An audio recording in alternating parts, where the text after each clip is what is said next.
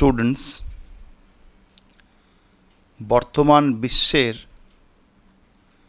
একটি অতি পরিচিত শব্দ হল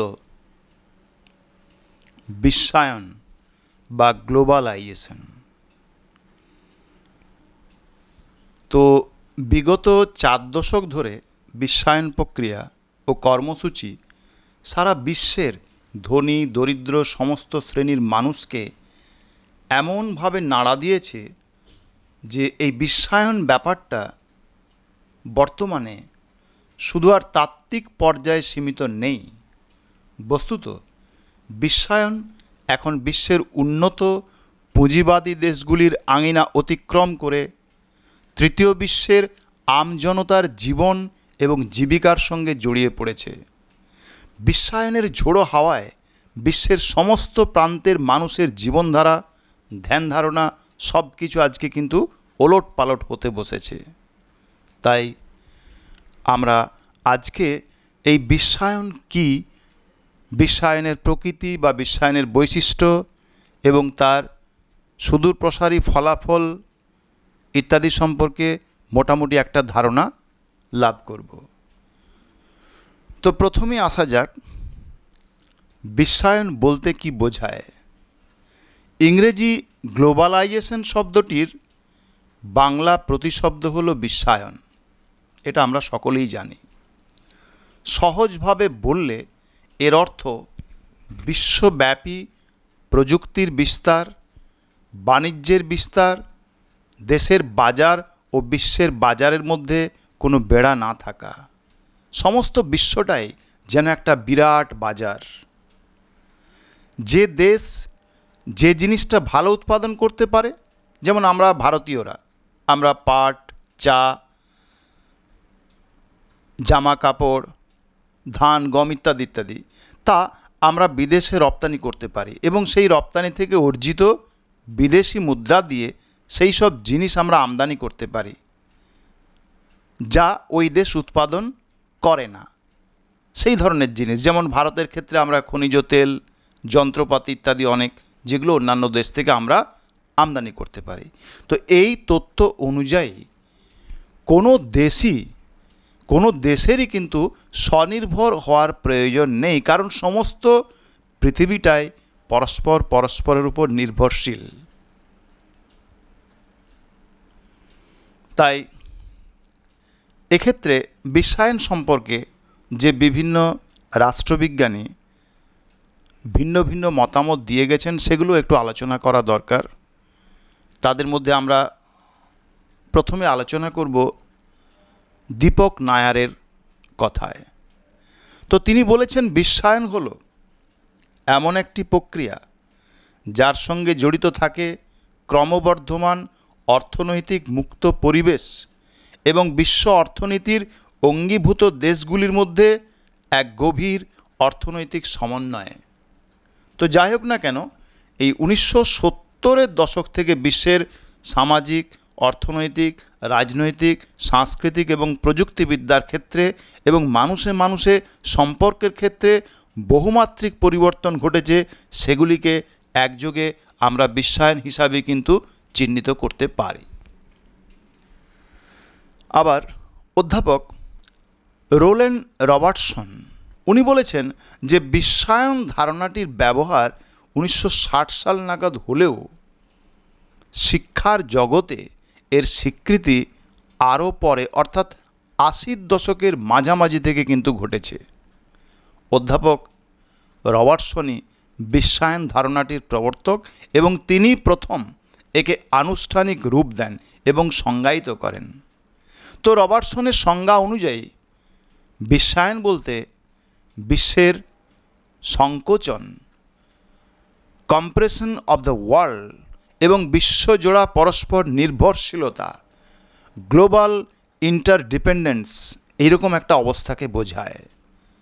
অর্থাৎ একটু সহজ কথায় যদি আমরা বলি যে বিশ্বায়ন হলো পৃথিবীর বিভিন্ন রাষ্ট্রগুলির মধ্যে অর্থনৈতিক, রাজনৈতিক, সাংস্কৃতিক, সামরিক ইত্যাদি ক্ষেত্রে পারস্পরিক নির্ভরশীলতার অবস্থা। আমি আবার বলছি, অধ্যাপক রবার্টসনের কথাতেই যে বিশ্বায়ন হলো পৃথিবীর বিভিন্ন রাষ্ট্রগুলির মধ্যে অর্থনৈতিক, সামাজিক, রাজনৈতিক, সাংস্কৃতিক, সামরিক ইত্যাদি ক্ষেত্রে একটা পারস্পরিক নির্ভরশীলতার অবস্থাই হচ্ছে বিশ্বায়ন।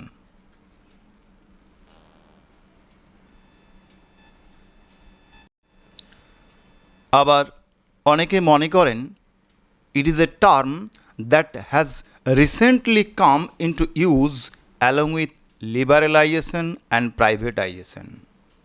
অর্থাৎ লিবারালাইজেশন মানে হচ্ছে উদারীকরণ এবং প্রাইভেটাইজেশন নিশ্চয়ই আমরা জানি যে বেসরকারীকরণ।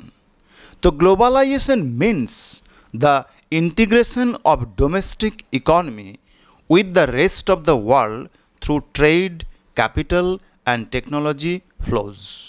গোটা বিশ্বের অর্থনীতির সাথে দেশীয় অর্থনীতির সংযুক্তিকরণ বা মেলবন্ধন, ব্যবসা বাণিজ্য, পুঁজি বা প্রযুক্তিবিদ্যার মাধ্যমে সেটাই হলো বিশ্বায়ন। So we can say it is a process of integration and interaction among people, companies and government worldwide. Again I am repeating, it is a process of integration and interaction among people, companies and government worldwide. এ প্রসঙ্গে বলা যায় একজন বিশিষ্ট ব্যক্তি Nasim Nicolas Taleb, ওনার কথা। ওনার একটা বই the black Schwann, কালো রাজহংস তত্ত্ব, অস্ট্রেলিয়া আবিষ্কারের আগে পর্যন্ত মানুষের মধ্যে ধারণা ছিল যে রাজহংস মানেই হচ্ছে সাদা রাজহংস, অর্থাৎ সাদা রাজহাঁস। কারণ বিশ্বের কোথাও এর আগে কালো রাজহাঁস কেউ দেখেনি। কাজেই মানুষ তার পর্যবেক্ষণ এবং বাস্তব অভিজ্ঞতা থেকেই জানে যে কালো রাজহাঁস বলে কিছু নেই। কিন্তু অস্ট্রেলিয়ায় যখন প্রথম কালো রাজহাঁসের দেখা মিলল, সেটা ছিল পক্ষীবিজ্ঞানীদের জন্য এক বড় ধাক্কা।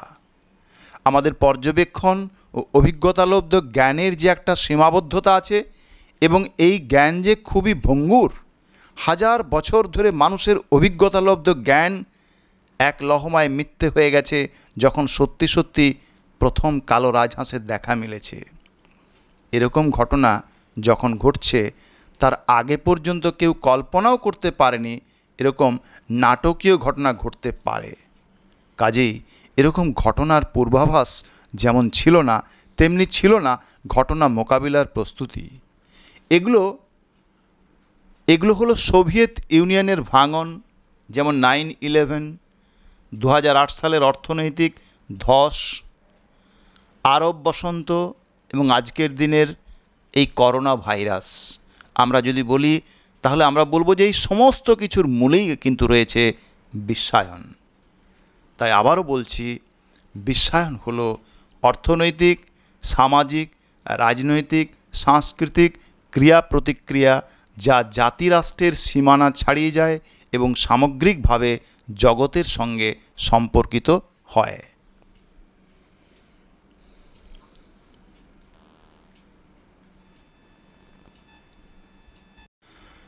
এখন আমরা আলোচনা করব বিশ্বায়নের প্রকৃতি বা এর বিভিন্ন রূপ। তো বিশ্বায়ন প্রক্রিয়ার অন্যতম প্রধান সহায়ক হল উদারীকরণ। উদারীকরণ শব্দটির অর্থ হল সমস্ত প্রকার অর্থনৈতিক কর্মকাণ্ড থেকে সরকারকে দূরে রাখা, অর্থনীতির ক্ষেত্র থেকে সমস্ত প্রকার সরকারি বিধিনিষেধ বা নিয়ন্ত্রণ সেগুলোকে দূর করা। এই তত্ত্ব অনুযায়ী অর্থনীতি পরিচালিত হবে সরকারি নীতির পরিবর্তে বাজারের কয়েকটি সূচক, মূলত দামের দ্বারা। এই নীতির মূল কথা হলো সবচেয়ে কম কাজকর্ম করে যে সরকার, সেই সরকারই হলো সবচেয়ে ভালো সরকার। অর্থাৎ উদারীকরণ হলো বিশ্বায়নের পরিপূরক। তাই এই অর্থনৈতিক বিশ্বায়ন অর্থাৎ উদারীকরণ ব্যতীত বিশ্বায়ন সম্পূর্ণ হতে পারে না। বিশ্বায়ন হলো মুক্ত বাজার অর্থনীতিরই একটা প্রতিশব্দ।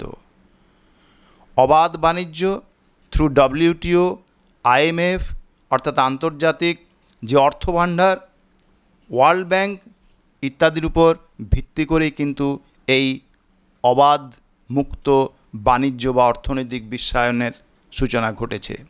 কোনো অর্থনীতির দরজা যখন বিশ্বের কাছে উন্মুক্ত করে দেওয়া হয়, যখন বাণিজ্যিক লেনদেন ও আদান প্রদানের উপর কৃত্রিম কোনো বাধা নিষেধ আরোপ করা হয় না, যখন বিভিন্ন দেশের মধ্যে মূলধন, শ্রম ইত্যাদির গমনাগমন বাজারি শক্তির স্বাধীন ক্রিয়া প্রতিক্রিয়ার দ্বারা নির্ধারিত হতে থাকে, তখন অর্থনীতির বিশ্বায়ন ঘটে। তাহলে এই অর্থনীতির বিশ্বায়নের প্রভাবে বা বিশ্বায়নের প্রভাবে শুধুমাত্র আন্তর্জাতিক অর্থনীতিতে একীকরণ ঘটেছে তাই নয়, এর সঙ্গে রাজনীতি, সংস্কৃতি, প্রযুক্তিবিদ্যার ক্ষেত্রেও একটা ব্যাপক পরিবর্তন সাধিত হয়েছে। তাই বিশ্বায়নের প্রকৃতি আলোচনা করতে গিয়ে আমরা যেমন অর্থনৈতিক বিশ্বায়নের কথা বললাম, পরবর্তী ক্ষেত্রে আমাদের বলতেই হয় রাজনৈতিক বিশ্বায়নের কথা। তো রাজনৈতিক বিশ্বায়ন সেটা কীরকম না, উন্নয়নশীল দেশগুলোর বাজার দখল। এই যে এশিয়া, আফ্রিকা, লাতিন আমেরিকার যে সদ্য স্বাধীনতাপ্রাপ্ত দেশগুলি, যেগুলিকে আমরা newly independent countries of Asia, Africa, Latin America বলছি, অর্থাৎ উন্নয়নশীল দেশ। তো সেই উন্নয়নশীল দেশগুলোর বাজার দখলই হচ্ছে একটা রাজনৈতিক বিশ্বায়নের মূল কথা। ইংল্যান্ড, ফ্রান্স, মার্কিন যুক্তরাষ্ট্র ইত্যাদি বড় বড় রাষ্ট্রগুলি তাদের নিজ রাষ্ট্রের সীমানা অতিক্রম করে উন্নয়নশীল রাষ্ট্রগুলির উপর মাল্টি ন্যাশনাল কর্পোরেশনগুলির দ্বারা, অর্থাৎ বহুজাতিক কোম্পানিগুলির দ্বারা তাদের স্বার্থকে তারা চরিতার্থ করার জন্য তাদের ইচ্ছা চাপিয়ে দিচ্ছে। ফলস্বরূপ উন্নয়নশীল রাষ্ট্রগুলির স্বার্থ বিপন্ন হয়ে পড়ছে। আসলে তাদের লক্ষ্যই হলো বিভিন্ন কৌশলে বিশ্বায়নের দোহাই দিয়ে নতুন করে তাদের রাজনৈতিক আধিপত্য প্রতিষ্ঠা করা উন্নয়নশীল রাষ্ট্রগুলির উপর, যেটাকে আমরা বলতে পারি রাজনৈতিক বিশ্বায়ন। পরবর্তী ক্ষেত্রে অর্থাৎ বিশ্বায়নের প্রকৃতি আলোচনা করতে গেলে আমাদেরকে অবশ্যই সাংস্কৃতিক বিশ্বায়নের কথা বলতে হয়। বিশ্বব্যাপী একটি সমরূপ সংস্কৃতি গড়ে তোলা, ইন্টারনেট ও অন্যান্য গণমাধ্যম, এমনকি সোশ্যাল মিডিয়া বা সামাজিক মাধ্যমের মাধ্যমে। অর্থাৎ আমি আবার বলছি, এই সাংস্কৃতিক বিশ্বায়ন সম্পর্কে আমাদের বলতে গেলে প্রথমেই বলতে হয় যে বিশ্বব্যাপী একই রকমের একটা সংস্কৃতিকে গড়ে তোলা। সেটা কিভাবে সম্ভব না, আজকের দিনে ইন্টারনেটের মধ্য দিয়ে সম্ভব। যে আরও অন্যান্য যে হোয়াটসঅ্যাপ বা ফেসবুক বা অন্যান্য যে সমস্ত সোশ্যাল মিডিয়াগুলো রয়েছে, সেই সমস্ত সামাজিক যে মাধ্যম, সেইগুলির মাধ্যমেও কিন্তু এটা সম্ভব। ফলে জাতি, অঞ্চল বা ব্যক্তিগত রুচির বৈচিত্র্যতা হারিয়ে একই ধরনের একটা সাংস্কৃতিক পৃথিবীর আজকে সৃষ্টি হচ্ছে। হারমোনিয়াম, তবলায় গানের পরিবর্তে আজকের দিনে আমরা দেখতে পাচ্ছি গিটারের ব্যবহার প্রায় সর্বত্র। তা আজ বেশ জনপ্রিয়তা লাভ করেছে। গ্রাম বাংলার রামায়ণ, পুতুল নাচের আসরে আজ বিভিন্ন প্রকার দেশি বিদেশি ব্র্যান্ডরা তারা কিন্তু থাবা বসিয়েছে। এটাই হচ্ছে অ্যাকচুয়ালি আমাদের এই সাংস্কৃতিক বিশ্বায়ন।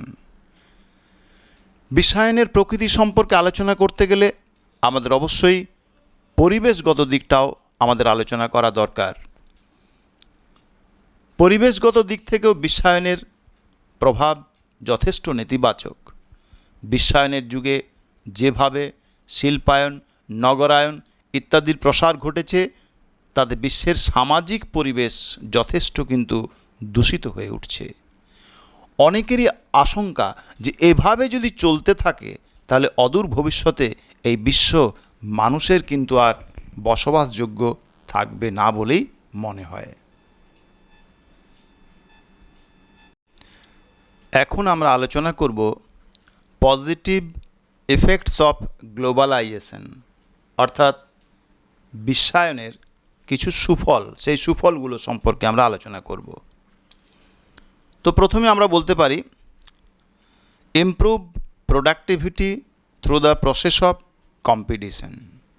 প্রতিযোগিতার মধ্য দিয়ে এই যে উৎপাদন, সেই উৎপাদনের যে উৎপাদনের উন্নয়ন, অর্থাৎ উৎপাদনটা বেশ ভালোভাবে করার একটা প্রচেষ্টা, এর কোয়ালিটিটা অনেকটা ইমপ্রুভ করে বিভিন্ন ধরনের প্রোডাক্টের ক্ষেত্রে। সেটা কিন্তু বিশ্বায়নের জন্যই কিন্তু সম্ভব হয়েছে, কেননা প্রত্যেকটি এই প্রতিযোগিতার বাজারে প্রত্যেকটি কোম্পানি চাইবে যে বেশি করে বাজার ধরতে, এবং তার জন্য তাদের যে প্রোডাক্ট, সেই প্রোডাক্ট যাতে ভালো হয় তারা সবাই কিন্তু সেটা চেষ্টা করবে। Number 2, it allows consumers to enjoy a wider range of goods and services at lower cost. যেহেতু বাজারে বিভিন্ন প্রকার পণ্য রয়েছে বিভিন্ন কোম্পানির, তাই আমরা বলবো যারা কনজিউমার, যারা ক্রেতা, তারা কিন্তু তাদের একটা চয়েস করতে পারবে, সব থেকে কম দামে একটা ভালো জিনিস কেনার একটা জায়গা তারা কিন্তু খুঁজে পাবে। এটাও কিন্তু বিশ্বায়নের একটা পজিটিভ দিক। Number 3, level of technology also improved through foreign technology, machine roots, machine tools etcetera.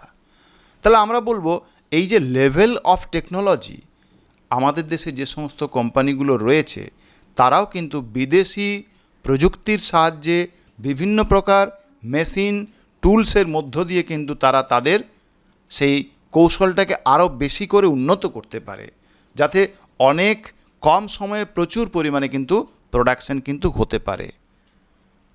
Number 4, foreign investment, অর্থাৎ বৈদেশিক বিনিয়োগ, সেটাও কিন্তু ইট ক্যান ক্রিয়েটস এমপ্লয়মেন্ট, অর্থাৎ জব অপরচুনিটি, যা পরোক্ষভাবে আমাদের যে পোভার্টি অর্থাৎ দারিদ্রতা কিন্তু দূর করতে সাহায্য করে। আর একটু পরিষ্কারভাবে যদি আমরা বলি, তাহলে আমরা প্রথমে আবার বলবো যে এগুলি ছাড়াও বিশ্বায়নের ফলে আন্তর্জাতিক বাণিজ্যের যে পরিমাণ, সেটা কিন্তু প্রচুর পরিমাণে বৃদ্ধি পেয়েছে। আন্তর্জাতিক বাণিজ্যে এখন পৃথিবীর সম্মিলিত জাতীয় আয়ের দ্বিগুণ পরিমাণ কিন্তু আয় হচ্ছে। বিভিন্ন দেশে কিন্তু আমরা বলবো বিদেশি পুঁজির কিন্তু বিনিয়োগ, সেটাও কিন্তু বেড়েছে ব্যাপক হারে। এছাড়াও বিভিন্ন রাষ্ট্রের মধ্যে প্রযুক্তির আদান প্রদান ঘটছে, এখনও কিন্তু ঘটে চলেছে। বহু নতুন প্রযুক্তি উদ্ভাবিত হয়েছে এবং তা দেশে দেশে ছড়িয়ে দেওয়া সম্ভবপর হয়েছে বিশ্বায়নের ফলেই। বস্তুত এই সব প্রযুক্তির সাহায্যে বহু সংখ্যক মানুষ এবং সংস্থার পক্ষে জাতীয় সীমানার বাইরে মেলামেশা করা সম্ভব হয়েছে, সহযোগিতা এবং প্রতিযোগিতাও কিন্তু অবাধে করা হচ্ছে। অনেক সময় আমরা বলবো বিশ্বায়নের আরেকটা কিন্তু সুফল আছে, সেটা হচ্ছে উৎপাদন না করেও কিন্তু উৎপাদক হওয়া। বিশ্বায়নের কল্যাণে এখন উৎপাদন সংস্থার পক্ষে প্রত্যক্ষভাবে উৎপাদনের সঙ্গে জড়িত না হয়েও উৎপাদক হিসেবে নিজেকে বাজারে পেশ করা সম্ভব হচ্ছে। যেরকম এদেশের উৎপাদন সংস্থা নিজে উৎপাদন না করে উৎপাদনের বরাত দিচ্ছে বিভিন্ন দেশের কয়েকটি সংস্থাকে, এবং বরাত দেওয়া বিভিন্ন অংশ জুড়ে চূড়ান্ত পর্যায়ের নির্মাণে যুক্ত হচ্ছে। এছাড়াও বিশ্বায়নের ফলে আমি যেটা আগেই বললাম যে মাল্টি ন্যাশনাল কোম্পানিজ বা মাল্টি ন্যাশনাল যে সমস্ত কর্পোরেশনসগুলো রয়েছে, বহুজাতিক সংস্থাগুলি, তাদের অভাবনীয় শ্রীবৃদ্ধি ঘটেছে। কোনো বহুজাতিক সংস্থার বার্ষিক আয় একটি সার্বভৌম রাষ্ট্রের জাতীয় আয়ের থেকে বেশি। যেমন মোটর গাড়ি নির্মাণে যুক্ত জেনারেল মোটরসের বার্ষিক আয় নরওয়ে জাতীয় আয়ের চেয়েও কিন্তু অনেকটা বেশি। তো যাই হোক না কেন, এইগুলো সবই হচ্ছে বিশ্বায়নের পজিটিভ দিক, অর্থাৎ এগুলো সুফল আমরা বলতে পারি। তো বিশ্বায়নের যেমন সুফল আছে, তেমনি কিছু কুফলও আছে। তো এ প্রসঙ্গে আমরা বলবো যে নেগেটিভ কিছু এফেক্টস, সেগুলো কি না, jobless growth due to use of computer and new technology. আজকের দিনে অনেক মানুষ কিন্তু তার কাজ হারাচ্ছে, কেননা একটা সংস্থায় যত বেশি সংখ্যক মানুষ কাজ করত, খুব বেশি পরিমাণে কম্পিউটার এবং অন্যান্য নতুন ধরনের টেকনোলজি ব্যবহার করার ফলে সেই জায়গায় কিন্তু মানুষের যে সংখ্যাটা, সেই সংখ্যাটা, কাজ করার যে মানুষের সংখ্যা, সেটা কিন্তু অনেকটা কমিয়ে দেওয়া হচ্ছে। ফলে কিন্তু অনেক মানুষ কাজ হারাচ্ছে, এটাও কিন্তু একটা বিশ্বায়নের কুফল। এছাড়াও আমরা বলতে পারি যে বেসরকারীকরণ, বিশ্বায়নের ফলে বেসরকারীকরণ বৃদ্ধি পাচ্ছে। এ বিষয়ে তৃতীয় বিশ্বের দেশগুলিতে সবচেয়ে বেশি জোর দেওয়া হচ্ছে। ফলস্বরূপ বেকার সমস্যাও কিন্তু দ্রুত বৃদ্ধি পাচ্ছে। Widen the gap between the rich and the poor. বড় কোম্পানিগুলির সুবিধা হলেও ছোট ছোট কোম্পানিগুলির কিন্তু বিভিন্ন দেশে মার খাচ্ছে তাদের পুঁজির অভাবের জন্য, যার ফলে কিন্তু ধনী এবং দরিদ্রের মধ্যে একটা বিরাট বড় গ্যাপ তৈরি হচ্ছে। এছাড়াও কুফল হিসাবে আমরা বলতে পারি যে বিশ্বায়নের বিরুদ্ধে পরিবেশ দূষণেরও কিন্তু একটা অভিযোগ উঠছে। তার কারণ বহুজাতিক সংস্থাগুলি লাভের উদ্দেশ্যে উৎপাদন কেন্দ্র স্থাপনের সময় যথেচ্ছভাবে পরিবেশ দূষিত করছে। এমনকি এক দেশের উৎপাদন কেন্দ্রের যাবতীয় বর্জ্য পদার্থ অন্য দেশে জমা করে আসা হচ্ছে। তো এইভাবে কিন্তু পরিবেশটাকেও কিন্তু বিশ্বায়ন ধ্বংস করে দিচ্ছে। তো যাই হোক না কেন, এই সমস্তগুলো ছাড়াও আমরা বলতে পারবো সর্বশেষে যে দারিদ্র্য দূরীকরণের যে সমস্ত কর্মসূচি, সেই কর্মসূচিগুলোও কিন্তু বিশ্বায়নের ফলে মার খেয়ে যাচ্ছে। এই সবই হলো বিশ্বায়নের কুফল।